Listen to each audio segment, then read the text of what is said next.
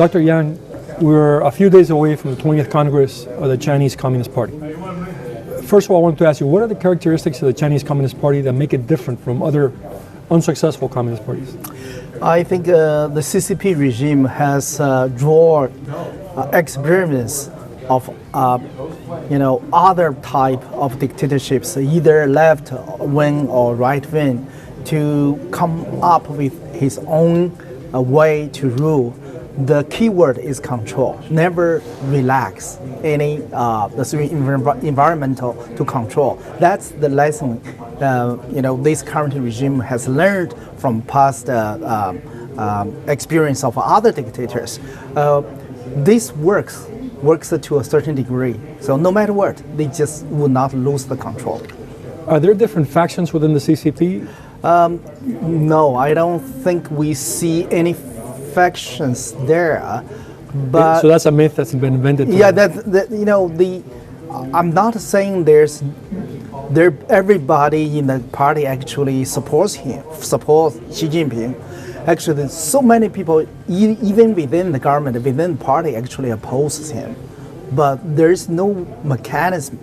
It's designed deliberately by the top leader for them to come together to form factions, to form viable factions to oppose him. So we only see individuals who may not be satisfied with him, but we don't see any political forces. How is the human rights situation in China now, right before this Congress? The human rights situation is dire, and the human rights violations have reached historical high under Xi Jinping's rule.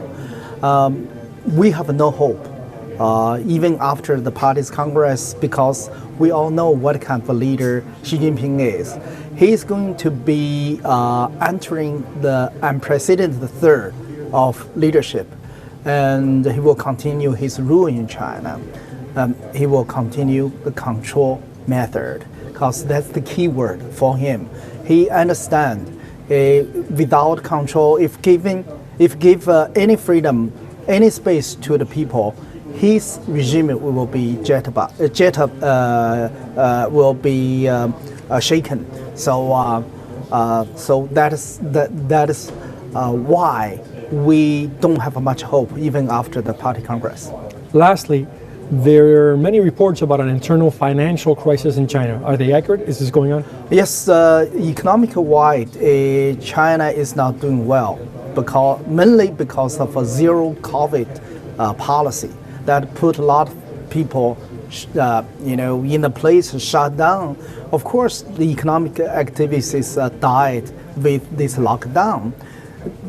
Simply because this is the policy that Xi Jinping orchestrated. Nobody can come out to say, oh, no, we oppose it, we should stop it.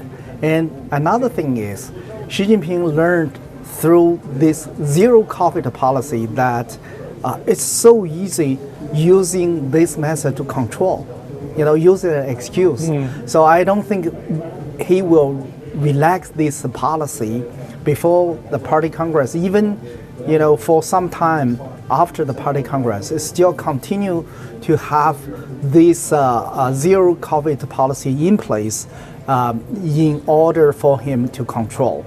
So because of that, the economic situation is not very good, but